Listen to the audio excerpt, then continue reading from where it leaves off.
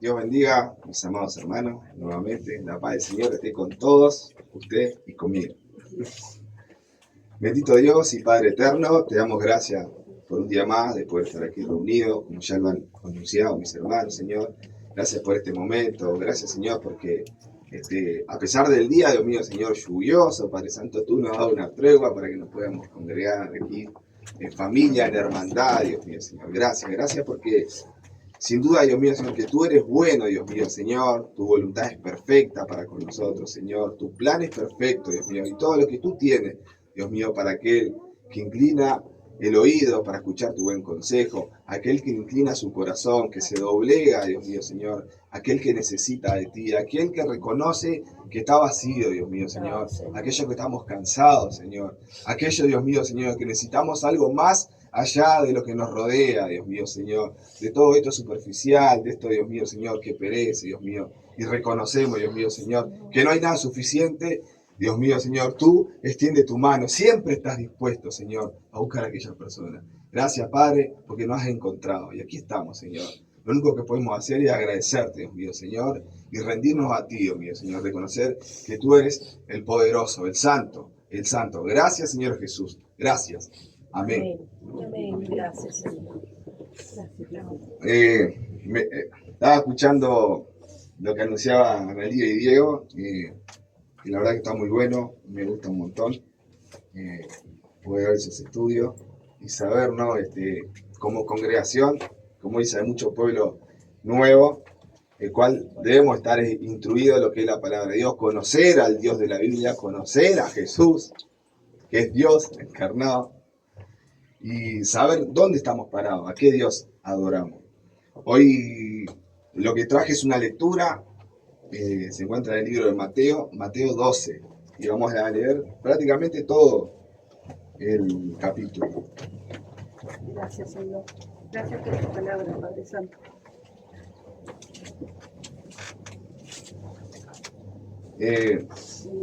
Verdaderamente en el mundo hay muchas religiones, pero a la verdad se dicen que hay dos, que es la de la fe y la de las obras, ¿no? Nosotros estamos en la fe. Creemos que necesitamos a un Salvador, a un Señor. Creemos que nada podemos hacer para salvarnos y necesitamos de alguien que nos venga a salvar. Así que, como digo, y hay muchas religiones que dicen que por hacer algo van a ser salvos. Y como hay muchos niños, bueno, me gusta meter en algún ejemplo simple, quizás que siempre vemos, ¿no? La persona reniega de Dios, reniega de todo lo que sea la palabra, dice que no existe. Pero sin embargo, que quizás capaz que alguno de nosotros en algún momento le decimos, no hemos comprado a ver algo, un vehículo, una motito o algo, y de repente le metemos una cintita roja,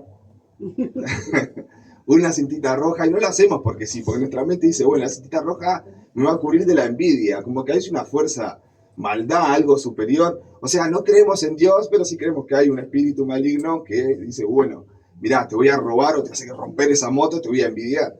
O sea, es algo ilógico, ¿no? Pero bueno, está, capaz que muchos estuvimos en esa. Ahora, es verdad que antes de Jesús, o en los tiempos de Jesús, que Jesús vino a la ley, había que hacer unos ciertos requisitos ceremoniales, cumplir una ley. Ahora, la ley realmente estaba puesta por Dios, no iba a salvar a nadie, era para mostrar que realmente éramos capaces de cumplirla. Hasta ahora, ni siquiera podemos cumplir los 10 mandamientos, a veces fallamos. Pero era realmente para que viera la gente que no podían cumplir, tenía que depender de alguien. Ese era el propósito. Tenemos que depender de alguien perfecto. Dios es santo. Nadie puede decir corazón, yo cumplí los 600 y pico de mandamientos, me voy a ir al cielo. Realmente la ley decía, si haces esto, vivirás. Había que cumplir todo, no podías fallar ninguna. Medio ilógico. Pero bueno, quiero leer el libro de Mateos, sí, capítulo 12 en adelante. Amén. Antes déjeme buscar algo, a ver si lo tengo, y si no lo tengo, porque de memoria soy mal buscando. Gracias, Señor. Gracias por el mensaje, Señor. Gracias, Jesús. Bueno, ya así de memoria. y es una frase de Sócrates. Voy a usar a Sócrates, una persona no es cristiana. Sócrates decía, lo único que sé es que no sé nada. Tremenda frase. Tremenda frase, ¿no? Pero realmente con un trasfondo importante, ¿no? Con una humildad de decir, bueno, yo sé que no sé nada y hay cosas que me faltan y tengo que estar abierto y escuchar para aprender. O sea, no lo hace una persona soberbia ni necia. Él dice, yo no me la sé todo y yo tengo que aún descubrir, hay cosas que me faltan. Siempre en la vida hay cosas para aprender. Y no era cristiano. Hoy en día tenemos cristianos que no oyen la palabra de Dios y se la saben todas. Qué tremendo, ¿no? Y no era cristiano. Triste, pero es en la generación que vivimos. Y dice que la maldad irá en aumento y que los oídos tendrán comezón y no querrán escuchar, sino que van a escuchar lo que ellos quieren, a personas conforme a lo que ellos quieren vivir y buscar un Dios conforme al corazón propio. Voy a leer Mateos y no voy a hacer grandes puntos, simplemente voy a leer el libro y quiero hacer 2 observaciones nomás y una reflexión. Dice, en aquel tiempo, antes de nada en el capítulo 11, Jesús hace una invitación abierta a todos aquellos que estén cansados, aquellos que dice que estén cansados de tanto trabajar, ¿no? Dice, un día que le habla a un pueblo que dice aquellos que quieren salvarse por su propia fuerza, aquellos que buscan intensamente a Dios, aquellos que están, como decíamos, buscando algo para ir al reino y que le era imposible buscar. Ellos sabían que era imposible buscar a Dios.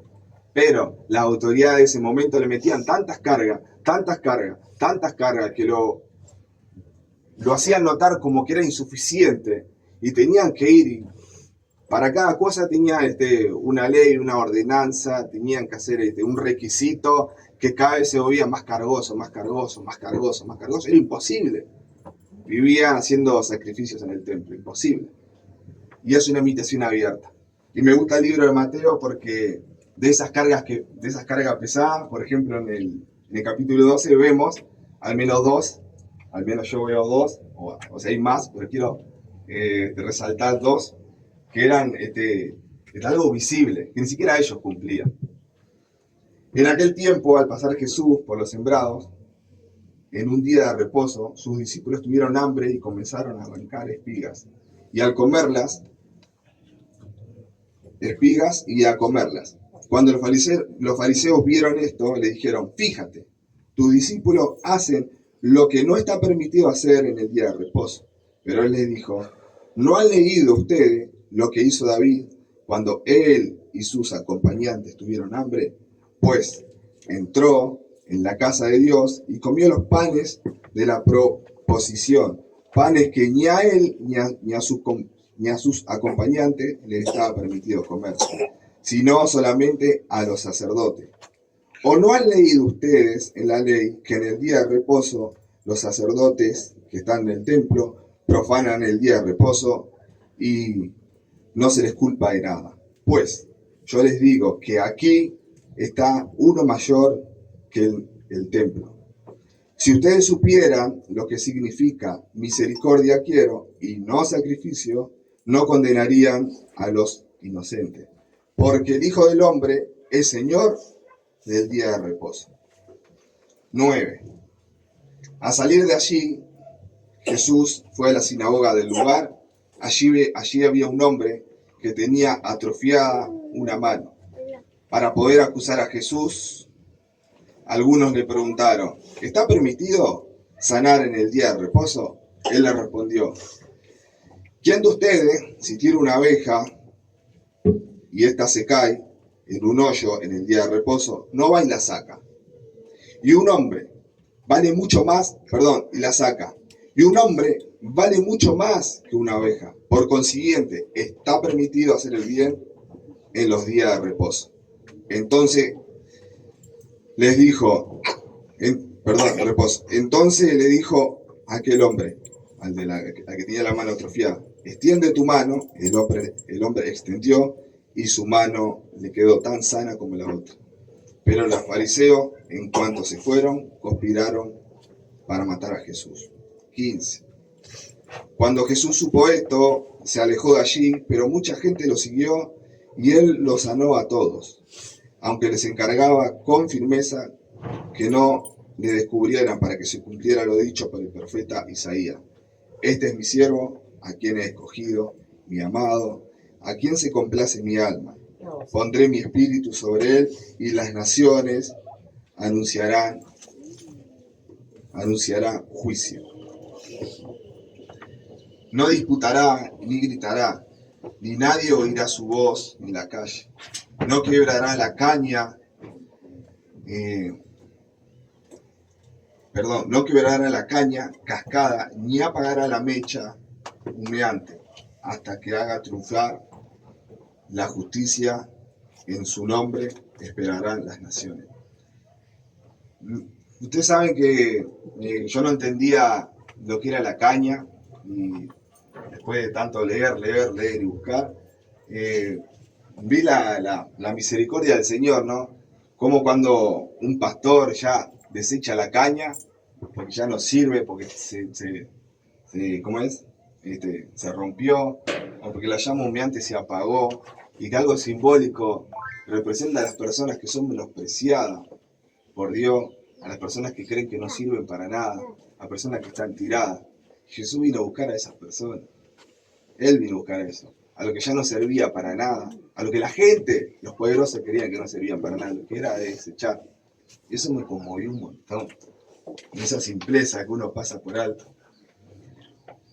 Un día le llevaron a un endemoniado, ciego y mudo, y él lo sanó. Así que el ciego y mudo podía ver y hablar. Toda la gente estaba atónica y decía, ¿será este el hijo de David? Los fariseos, al oír, decían, este expulsa los demonios por el poder de Belcebú, príncipe de los demonios. Pero Jesús, que sabía lo que ellos pensaban, le dijo, todo reino dividido internamente acaba en ruinas. No hay casa o ciudad que permanezca internamente.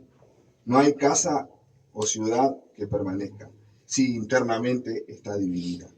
Así que si Satanás expulsa a Satanás, estará dividiendo a sí mismo. Y así, ¿cómo podrá permanecer su reino? Si yo expulso a los demonios por el poder de Belcebú, ¿por el poder de quién lo expulsan los hijos de ustedes? Qué terrible palabra. Por lo tanto, ellos serán los jueces de ustedes. Pero si yo expulso a los demonios por el poder del Espíritu de Dios, eso significa que el reino de Dios ha llegado a ustedes. Porque, ¿cómo va a entrar alguien en la casa de un hombre fuerte? ¿Y cómo va a saquear sus bienes si antes no lo ata? Solo así podrá saquear su casa. El que no está conmigo está contra mí. El que no recoge conmigo desparrama. Por lo tanto les digo, a ustedes se les perdonará todo pecado y blasfemia, excepto la blasfemia contra el Espíritu Santo. Cualquiera que hable mal del Hijo del Hombre será perdonado, pero el que hable en contra del Espíritu Santo no será perdonado, ni en este tiempo, ni en el venidero. Si el árbol es bueno, también su fruto es bueno, pero si el árbol es malo, también su fruto es malo. Al árbol se le conoce por su fruto, generación de víboras. Es Jesús diciendo generación de víboras. ¿Cómo puede decir cosas buenas si son malos? Porque la abundancia del corazón habla la boca. El hombre bueno saca cosas buenas del tesoro de su corazón. El hombre malo saca cosas malas de su mal tesoro. Pero yo les digo que en el día de juicio, cada uno de ustedes dará cuenta de cada palabra ociosa que hayan pronunciado, porque por sus propias palabras serán reivindicados y por sus propias palabras serán condenados. Entonces, algunos de los escribas y de los fariseos le dijeron, Maestro, deseamos ver una señal tuya. Punto. A los muchachos, ¿no? Dice que deseaban ver una señal de Jesús. Él había hecho milagros de todo índole, había restaurado a los ciegos, vimos el de la mano seca, un montón de cosas, pero quería una señal, no era suficiente. Ellos querían una señal extraordinaria, algo que cayera del cielo, como cuando Moisés lo sacó de Egipto no sé si, creo que los niños ya deben estar muy empapados en eso. Cuando lo sacó de Egipto hizo llover el maná y caía, digamos, de pan del cielo, por decir algo. Ellos querían algo extraordinario, eso. No le bastaba.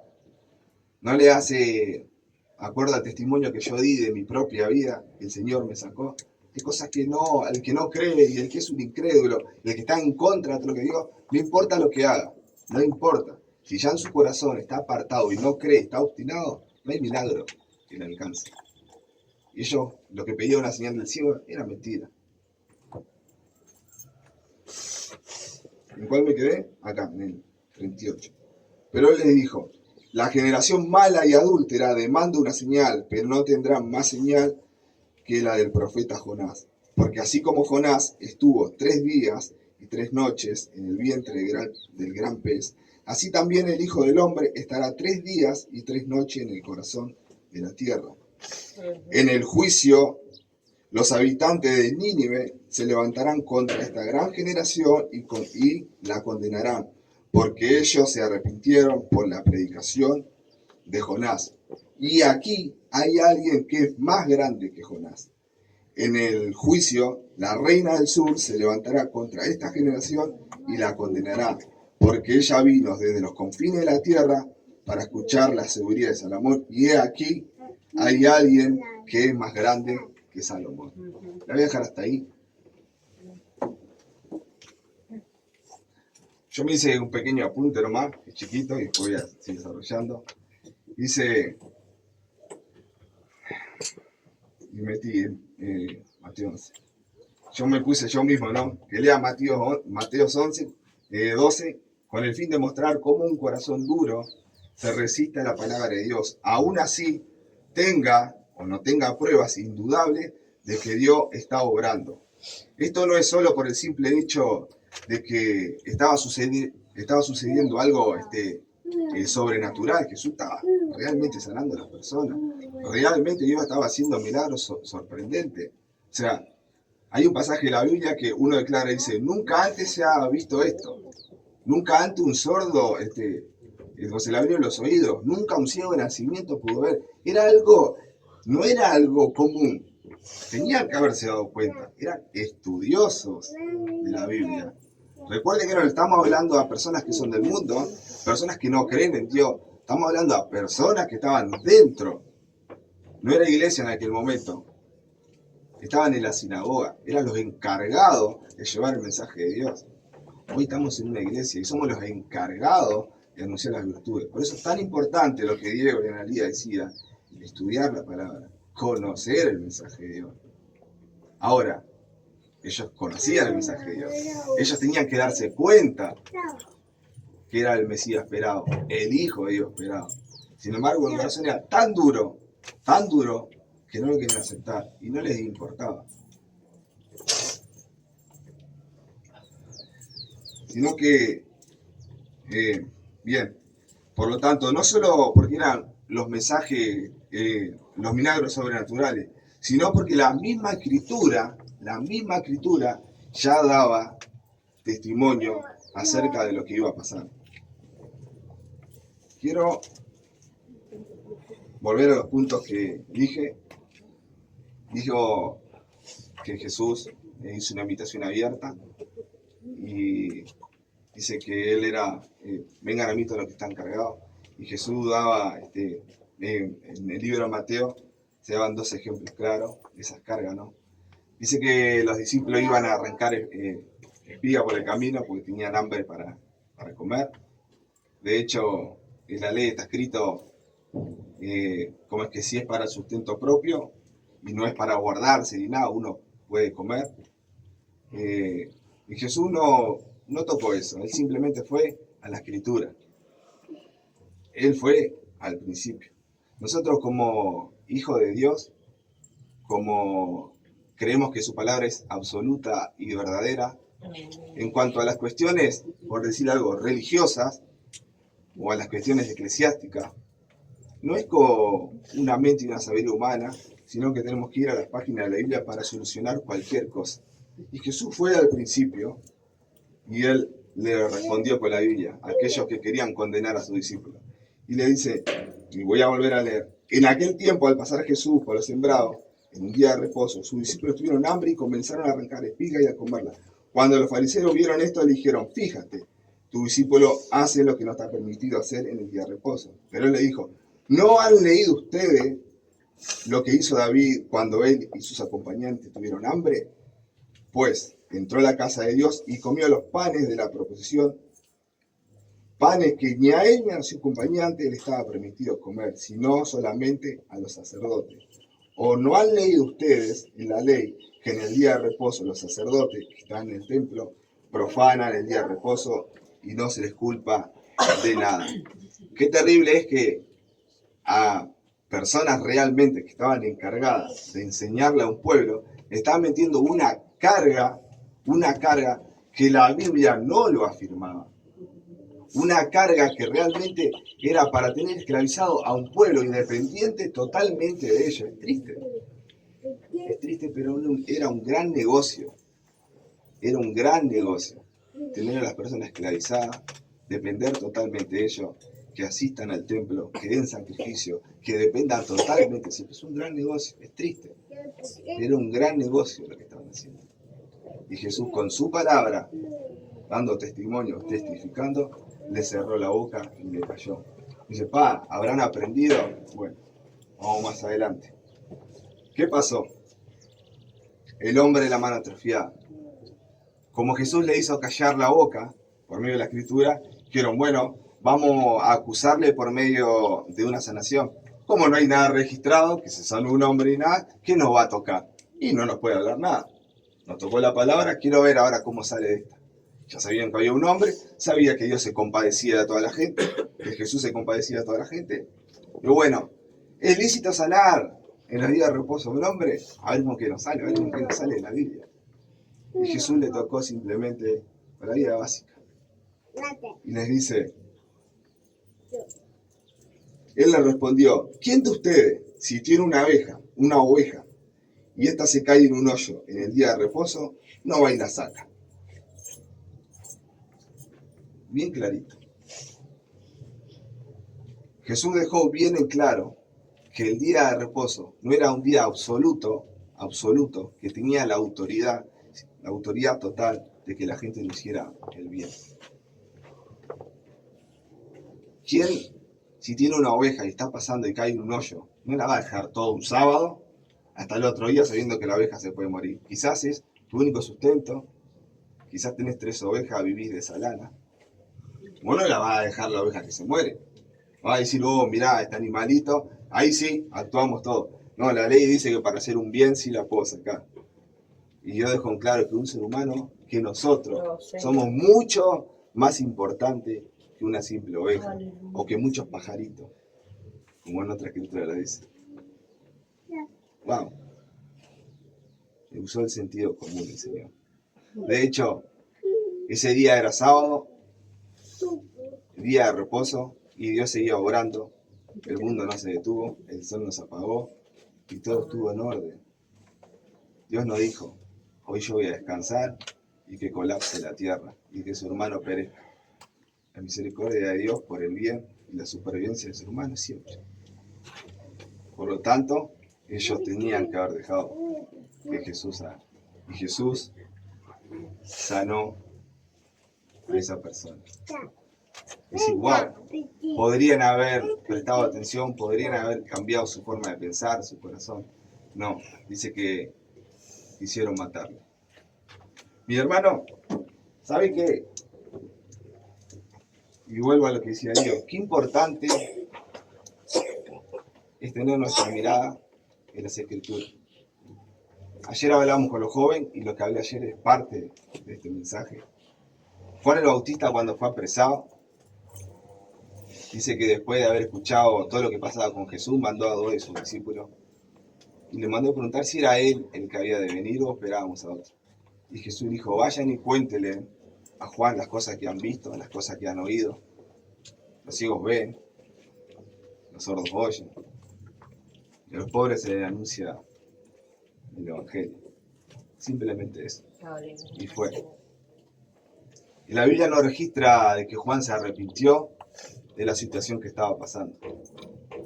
Y Jesús no fue él mismo a la cárcel y lo consoló. Simplemente Jesús sabía que la fe que Juan tenía era lo suficientemente para recordarle las escrituras. Las escrituras. ¿Quién era el que iba a venir? Simplemente eso. Y dice que lo fortaleció. Vayan y cuéntenle a Juan las cosas que han visto y las cosas que han oído. Juan era ser humano y quizás en un momento de angustia, en un momento que se veía preso, él predicaba, como decían los jóvenes, que el que venía ya estaba con el vidrio en la mano para arrancar de raíz a aquellos que hacen las cosas malas. Y sin embargo, él preso veía que Jesús era menospreciado, que Jesús lo querían matar y que lo seguía un montón de personas que no valían nada. Y que le dijo, vayan y cuéntenle las cosas que han visto y han oído. Y voy a ir a Isaías.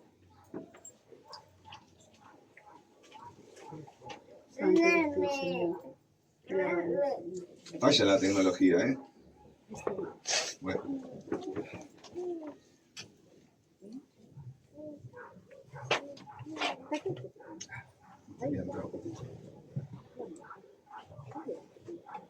Ahí está.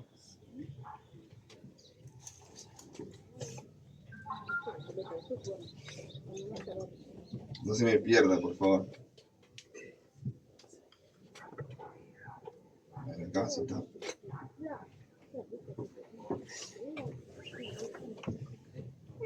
Isaías 35:5 en adelante dice: entonces se abrirán los ojos de los ciegos, los mismos que los oídos de los sordos.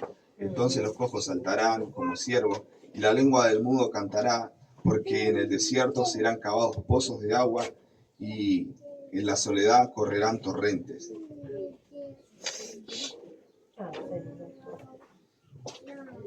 Isaías 29:18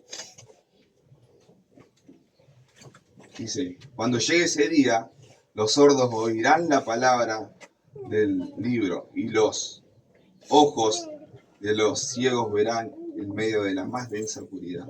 Aumentará el Señor la alegría de los humildes, y aún la gente más pobre se alegrará por el Santo de Israel. Simplemente vayan y cuéntenle a Juan. Mi hermano, el conocimiento de la palabra, el saber de la palabra, fue lo que fortaleció a Juan. No precisó más. Vayan y cuéntenle a Juan las cosas que han visto y las cosas que han oído. Es importante el saber, es importante estudiar, es muy importante. Ayer decíamos a los jóvenes que a Dios nadie le vio, que por lo tanto lo que sabemos de Dios lo sabemos por Jesucristo. Jesucristo es Dios. Él mostró cómo es Dios, cómo es el carácter de Dios, qué Dios quiere y qué Dios pretende. Por lo tanto, se terminó el misticismo, se terminó el yo creo que Dios es así, se terminó el me parece que Dios es así, se terminó el que a Dios hay que servir de esta manera, se terminó. ¿Por qué? Porque Jesús lo hizo manifiesto. Él es el Dios encargado. Él mostró el carácter, Él mostró la humildad. Él mostró realmente cómo Dios quiere que nos comportemos. Gloria a tu nombre, Señor. Cuando nos encontramos personas así, que a pesar de todas las pruebas indudables que Jesús hizo, y aún su corazón se mantiene duro y obstinado, a pesar de saber, como decía Sócrates, para mí, ¿cómo es la frase, Gustavo? Solo sé que no soy nada, que no sé nada. Que no Yo sé solo sé que no sé nada. que no sé nada. Ay, Señor, es así. Saben que uno puede decir yo solo sé que no sé nada y puede estar abierto a cualquier invitación de saber. Saben que la palabra de Dios uno la puede conocer en profundidad, puede conocer cómo es Dios, puede conocer cómo es Jesús, pero no basta solo con conocerle si realmente no se entrega al corazón. Aleluya. No nos humillamos Señor. y no vemos como Gracias, verdaderamente Padre. Amén. lo es Dios. Ah, santo eres tú, Señor. Bendito eres tú, Señor. Gracias, Señor. Te damos Juan, palabra. Bendito. él no salió de la cárcel, él no se retrató de lo que acusaba, él sabía que estaba haciendo las cosas bien. ¿Por qué digo esto? Porque al decir yo solo sé que no sé nada y estamos dispuestos a recibir cualquier enseñanza o a estar dispuestos a aprender o aún conocer, no basta, porque las cosas se dan por hecho. En el mismo capítulo, cuando Jesús trae juicio y dice que la reina del sur se levantará, en el 42, en el juicio la reina del sur se levantará.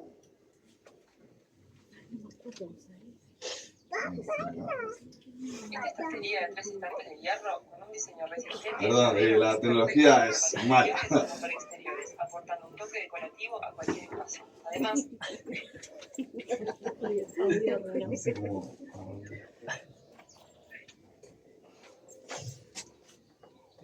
Miren que me han dicho, los datos se apagan. Ahora sí. Muy bien. Los datos se apagan, pero no hago caso. En el juicio, la reina del sur se levantará contra esta generación y la condenará, porque ya vino desde los confines de la tierra para escuchar la sabiduría de Salomón. Y he aquí, hay alguien que es más grande que Salomón. Si vamos a Primera de Reyes 10, 1, 13, donde habla de la reina del sur, dice: cuando la reina Saba oyó hablar de la fama del rey Salomón, que honraba el nombre del Señor, quiso verlo y ponerlo a prueba con preguntas difíciles. Llegó a Jerusalén acompañado de una gran sequita, y muchos seguidores tenía. Llevaba camellos cargados con especias y oros en abundancia y piedras preciosas. Al llegar a la presencia de Salomón, le hizo toda clase de preguntas. Y Salomón le respondió una a una. Y no hubo nada para lo cual Salomón no tuviera una respuesta. Realmente Salomón era una persona sabia, dice la Biblia que no va a haber uno como él. Pero por más que no haya uno como él, mi hermano, tenemos que estudiar.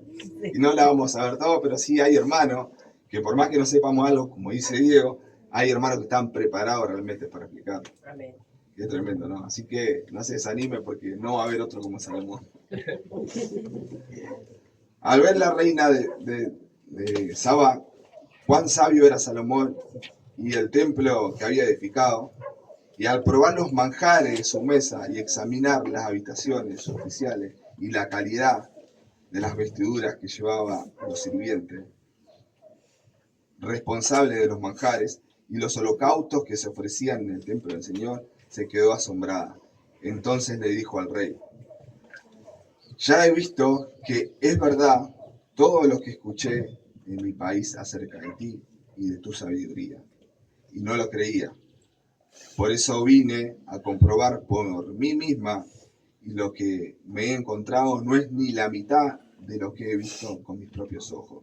Tu sabiduría y tus posesiones son mayores que la fama que te precedía. Qué afortunados son tus súbditos, qué dichosos son tus sirvientes, que siempre están en tu presencia y escuchan tu sabiduría. Bendito sea el Señor tu Dios, que se agradó de ti y te puso en el trono de Israel. Yo sé que el Señor siempre ha amado a su pueblo Israel, por eso te puso como su rey, para que lo gobiernes con rectitud y justicia. Dichoso esto.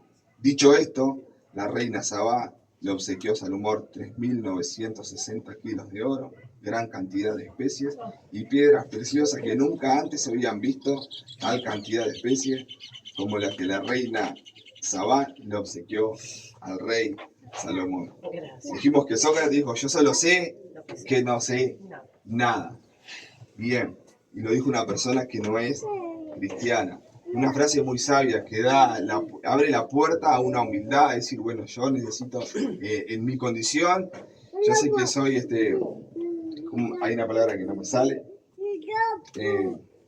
bueno, En mi condición sé que todo no me lo sé y que me hace falta aprender cosas, ¿no? Ahora, para conocer a Dios hace falta más que eso.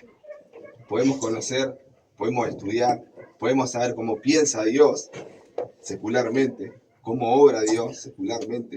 Los fariseos sabían muy bien que Jesús necesitaba las escrituras. Ellos podían comprobar, de hecho no lo podían atacar porque sabía que lo que Jesús decía era cierto. Le abría los ojos a las personas y no lo podían atacar. Sabían que era cierto, pero sin embargo no querían. Servían a Dios, pero su corazón estaba lejos. Así que por lo tanto no recibían ningún consejo y ninguna palabra que provenía de la Biblia. Simplemente estaba ahí porque estaban, mis hermanos. Nosotros somos iglesia.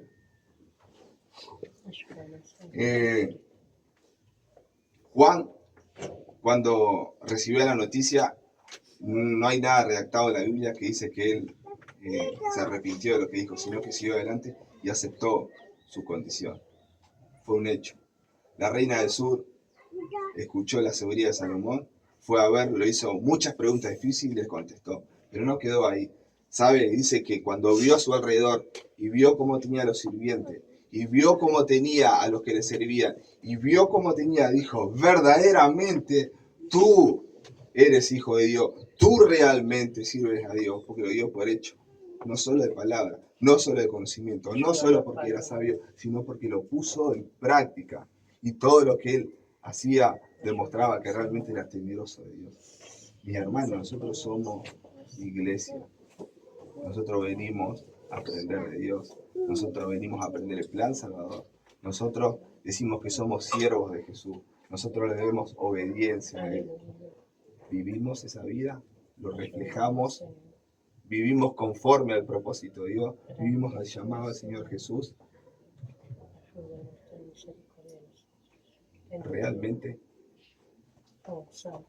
El otro día tuvimos una reunión de varones y no tenemos al hermano Diego presente, y él decía algo y mientras él hablaba yo ya tenía estas palabras en mente. Y él decía, bueno, somos iglesia, tenemos que levantar el templo. Ya hace 4 años que estamos, tendríamos que haber tenido los pastines hechos, tendríamos que haber avanzado quizás en la estructura de nuestras casas. Bueno, muchas veces yo digo, a veces la economía no da, todos somos padres, tenemos gurises, las dificultades, pero deberíamos haber avanzado quizás en una ayuda mutua. Pero me centro en el templo, ¿no? Somos hace 4 años que estamos y aún no se ha levantado la iglesia. No digo que no levantarla no signifique que no tengamos a Dios en el corazón, pero mis hermanos, si realmente queremos mostrar, queremos dar un cambio, tenemos que meter manos a la obra, dedicarnos, dar ese esfuerzo. Por eso la propuesta que dio me pareció muy buena, porque es verdad, porque la gente ve que estamos unidos, somos un pueblo, que si echamos para adelante. Yo sé que Dios no habita en casa hecha por mano de hombre, sino que Dios habita en el corazón. Pero este es un lugar, como dice, un día de lluvia hoy, o un día caluroso que está medio sofocante, no hay ventana. Quizás si llueve fuerte, viene viento, o en algún día estas maderas no van a resistir porque es palo, han cantoleros húmedos. Gracias a Dios, Dios ha aguantado la estructura todo este tiempo. Cuando vemos las noticias, hay casas, lindas casas enteras que vuelan los techos, vuelan los árboles, caen encima, gracias a Dios no tenemos ningún árbol, pero vuelan los techos enteros. Y Dios es aquí, ha estado firmemente y nos ha conservado este lugar. Tenemos que avanzar. Este es el mensaje que tengo para compartir. Espero que haya sido de bendición y que lo principal siempre que se me haya entendido. Amén. Amén. Bendito Dios y Padre, te doy gracias, Señor, por este momento. Gracias por el inmenso amor nuevamente, Dios mío, Señor. Vamos a seguir, Dios mío, Señor, en tu presencia, Dios mío, Señor, compartiendo tu palabra, compartiendo este día especial, Dios mío, Señor, el cual tú nos has recordado, Señor, que recordemos esto, Dios mío, Señor, cada vez que quieramos, cada vez que podamos, Dios mío, Señor. Gracias. En el nombre de Jesús. Amén. Amén.